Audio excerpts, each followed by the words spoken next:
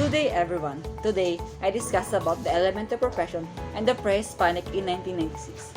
First, what comes into your mind if you can hear what the elements of profession are? So I would like to discuss about the elemental profession. We have 5 elements of profession. First, initial professional education is when aspiring professionals learn to apply knowledge and understanding, develop skills and competence, and begin to apply professional judgment. Second, accreditation. Accreditation is necessary to any person or institution in education that needs to prove that they met a general standard of quality. If you earn a teaching certificate, then you have accreditation to teach. Usually, you'll hear this word in relation to institutions like colleges and universities.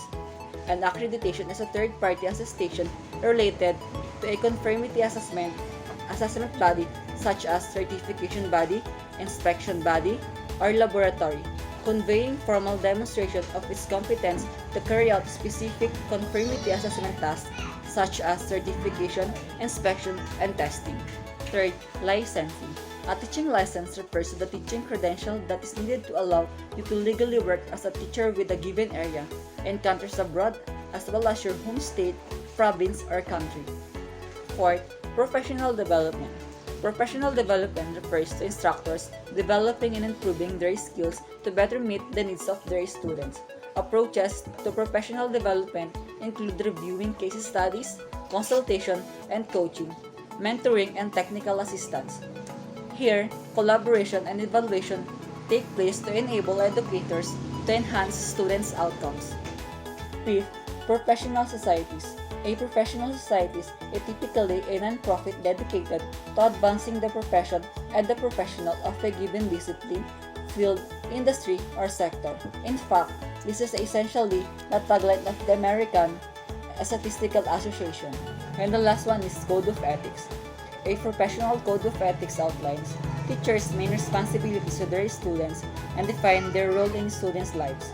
Above all, teachers must demonstrate integrity, impartiality, and ethical behavior in the classroom, and in their conduct with parents and co-workers. Now, let's talk about pre-Hispanic in 1996. The education of pre-Hispanic Filipinos was fit for the needs of their times. There was no formal schooling.